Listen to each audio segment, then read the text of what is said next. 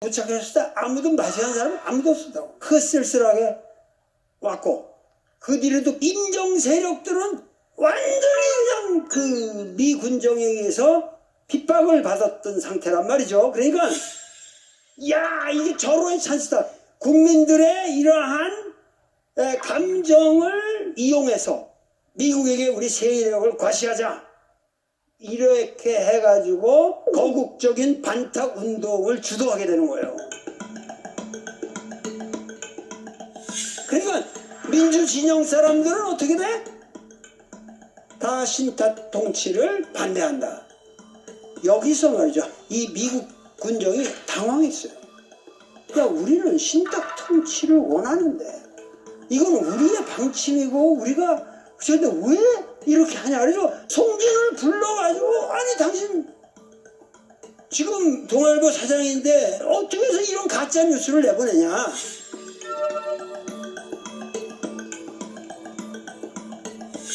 그래가지고 이거 읽어봐라. 자세히 문안을 보니까 틀린 거야. 이게 양심적으로 볼 때, 이게 나라의 미래를 볼 때 신탁 통치라는 건 좋은 건데 이거 잘못됐다.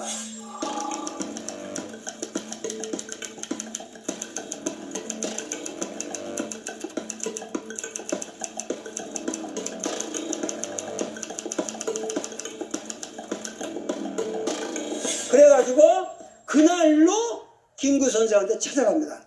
선생님, 이거 잘못 아시고 있는 거고 이거는 우리가 받아들여서 당분간 시간을 벌어야 된다. 그래야 한발선 이북에 점령하고 있는 소련 세력도 점차적인 방식으로 평화적으로 해석할 수 있고, 그렇게 해서 독립정부를 만들어야 된다 하고 설득을 하는 거였네.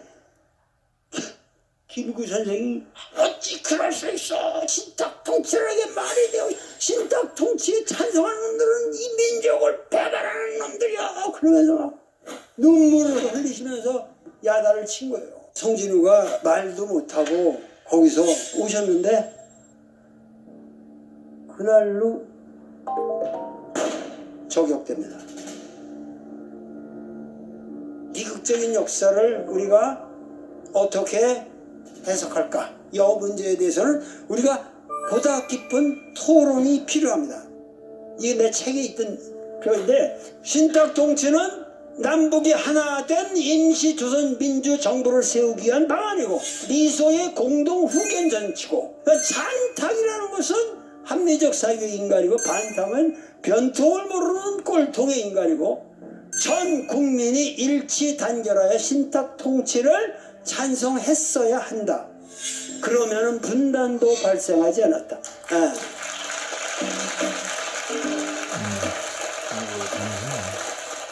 찬탁과 친탁의 분열 속에서 결국은 남북이 분열되게 되고 6.25라고 하는 동족 상잔의 아주 참혹한 전쟁을 치르게 되고, 그 속에 우리의 역사적 비극이 있었다. 소비에트가 붕괴되고 그러면서 이제 냉전 질서가 없어졌어요.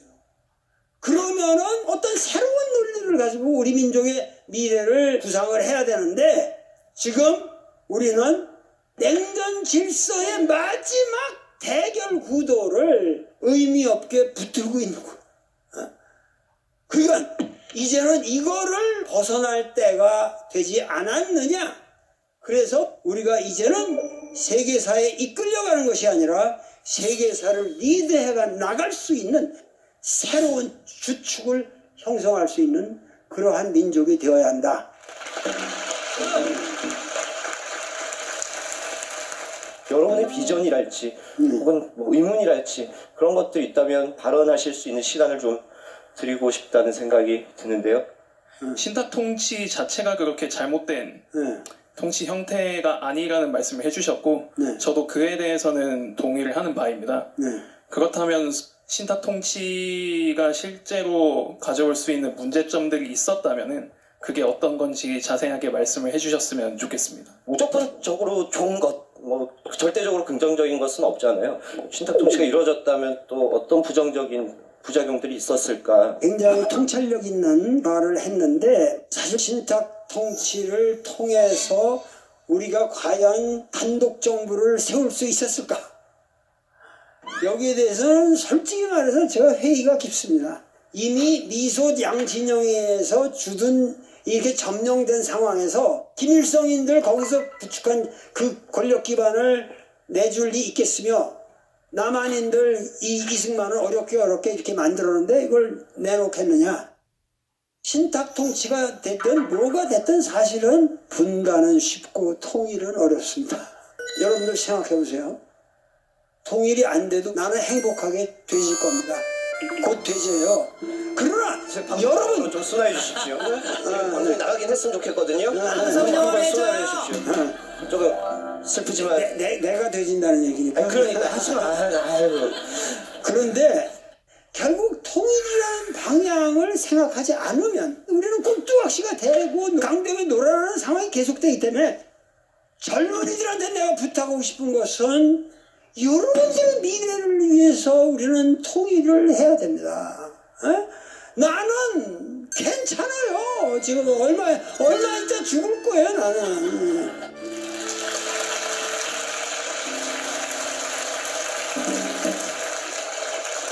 선생님께서 71세신데 제가 본 71세 중에 가장 건강하십니다.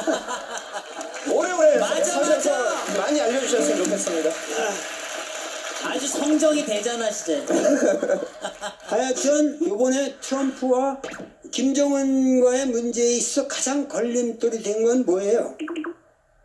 기본적으로 일본의 존재예요. 트럼프는 일본을 개무시해버리고 북한을 끌어들이면서 중국의 영향권에서 떼어내고 싶은 거예요. 그런데 일본의 입장에서는 한국이 분열돼 있어야 존재감이 있거든요. 그래야 막 놓고 갖고 노는 거예요. 북한은 북한대로 갖고 놀고 남한은 남한대로 갖고 놀고. 그럼 일본의 입장에서 북한이라고 하는 악의 축이 없어진다. 이게 자기들 정권을 유지하기가 어려운 거예요. 이 냉전 질서라는 게 얼마나 이익을 가져다 주고 있는데 이 냉전 질서가 완전히 끝나버린다? 우리가 뭘 먹을 거냐? 이거 계산하는 거예요 지금. 일본은 기차 타고 모스크바 못 가요.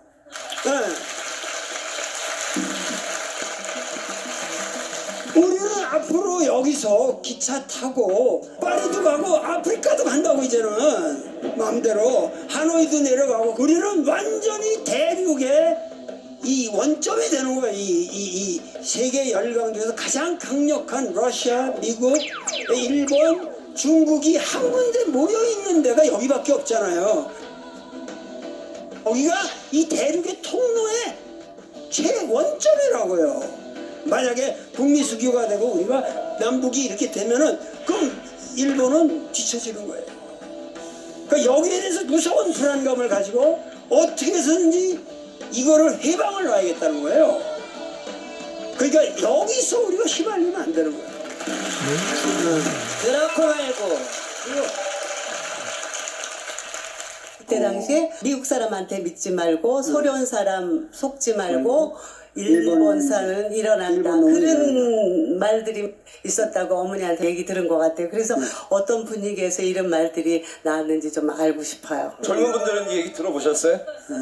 한 번 더 설명해 주세요. 소련 놈들에게 속지 말고 미국 놈들 믿지 말고 일본 놈들 일어난다. 이 얘기가 지금 일제 말기에 생긴 말이 아니고 거의 노일 전쟁 시기에 생겨난 말입니다. 근데 지금도 마찬가지죠. 한번 생각해 보세요. 중국을 청일 전쟁을 통해서 이긴 민족이고 그 다음에 러시아를 상대로 해서 이긴 민족이고 그 다음에 미국을 대상으로 태평양 전쟁을 해서 끝까지 악랄하게 싸웠던 그 대일본 제국의 후예들이 지금 그 꿈을 버렸다고 생각하십니까? 일본 사람들은 겉으로는 아이 소데스카 오하이요 이러지만 실제로 그러한 제국의 프라이드를 가지고 지금도 자기들이 이 세계를 정복해야 된다는 집념에 불타있는 사람들이에요. 지금 한국이 여기 통일된다. 그래서 여기 강대국이 생겨난다. 그걸 보고 있겠습니까? 제일 무서운 것은 일본입니다. 아직도 소련한테 속지 말고 미국 믿지 말고 일본은 일어난다. 이거는 지금도 유효합니다. 우리 주위에 있는 중국이나 일본이나 뭐 북한도 그렇고 이 사람들이 아직도 왕정의 틀 속에서 벗어나지 못한 사람들이고 우리는 이 주변 사람들을 어떻게 하면 민주화 시킬 것인가 하는 틀에서 우리의 승리의 길을 찾아야 되지 않을까 그런 생각이 언뜻 드는데 선생님의 공연을 좀 듣고 싶습니다. 아주 핵심적인 문제를 지금 짚었는데 전 세계 역사를 볼 적에 우리가 서양을 배워서 우리가 뒤따라가고 있는 것으로 여러분들이 오해를 하시는데 사실은 대한민국처럼 민주의 역사에 앞서가 있는 역사가 별로 없어요. 중국은 아직도 모택동 모시고 삽니다. 모택동이 문화혁명에서 저지른 죄악이라고 하는 건 끔찍한 겁니다.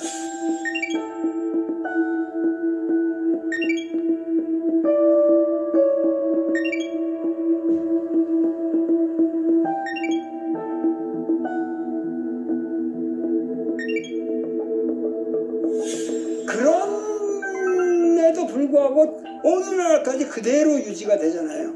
그러니까 공산당의 그 일당 독재라는 게 왕정적 형태란 말이죠. 일본은 천황제를 그대로 가지고 있잖아요. 천황제 멘탈리티에서 한 발자국도 벗어나고 있지는 않습니다. 여러분들이야말로 진짜 민주사회에서 살고 있는 겁니다. 그렇기 때문에 여러분들은 지금 세계 역사에 가장 전위를 달리고 있다는 의식을 가지고 어떻게 좀 더 우리의 가치관을 확대해 나갈 것인가 하는 것을 고민해야 할 위대한 세대들이다. 이렇게 말씀드리고 싶습니다.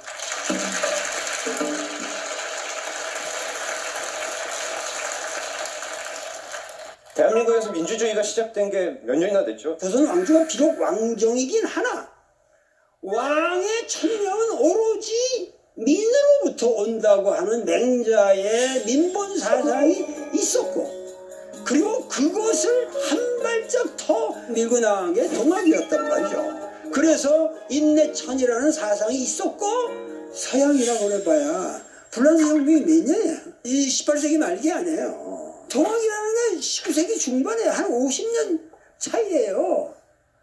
그렇기 때문에 우리 역사가 근세적인 인간으로서의 그 새로운 인간관을 추구한 것은 뒤지지 않아요. 서구 역사에 비해서. 그런데 우리는 반공이라고 하는 그 이데올로기 속에서 모든 사고가 막혀버렸어요. 우리 역사를 보는 눈도 막히고 모든 인식체계가 막혔다고요. 딱 막혀가지고 여태까지 비좁은 인간으로 살아온 거예요. 그렇기 때문에 이제부터는 우리 자녀들을 그렇게 키우지 말자 이거죠. 끊임없이 이분법 속에 놓이고 갈등 구도에 놓이고 그런 안타까운 현실이 반복되는 것을 이제 좀 벗어나자.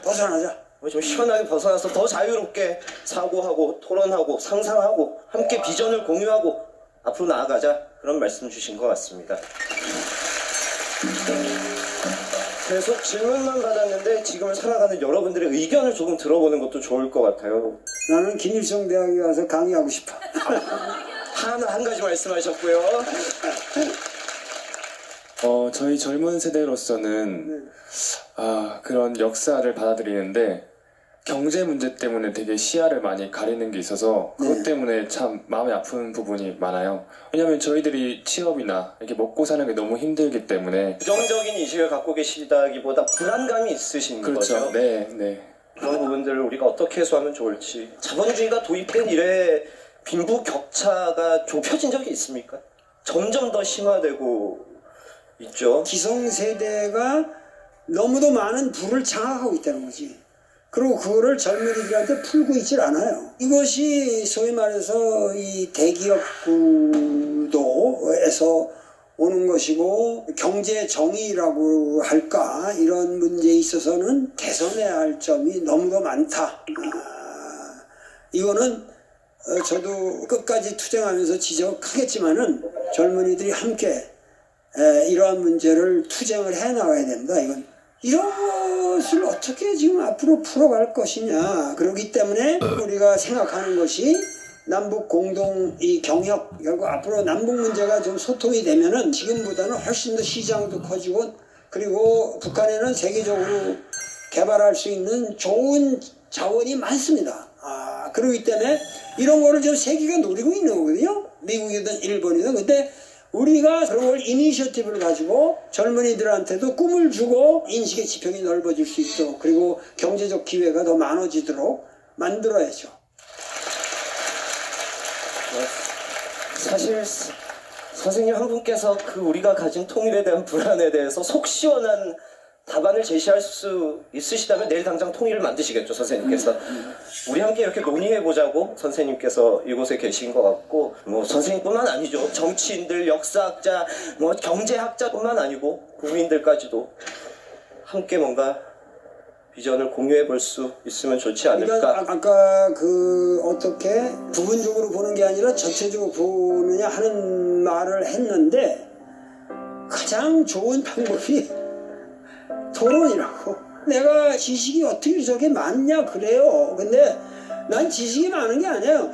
많은 지식을 가지고 있는 사람들과 끊임없이 교류하면서 대화하면서 즐겁게 밥 먹고 여러분들이 될 수 있는 대로 스마트폰에 의존하지 마시고 책을 좀 사서 보시고, 그런데 느낀 것을 갖다 친구들하고 끊임없이 교섭해가면서 같이 생각하다 보면 그 인생에 기발한 새로운 그 길이 보인단 말이에요. 그렇게 해서 여러분들이 좀 행복하게 사셨으면 좋겠어요.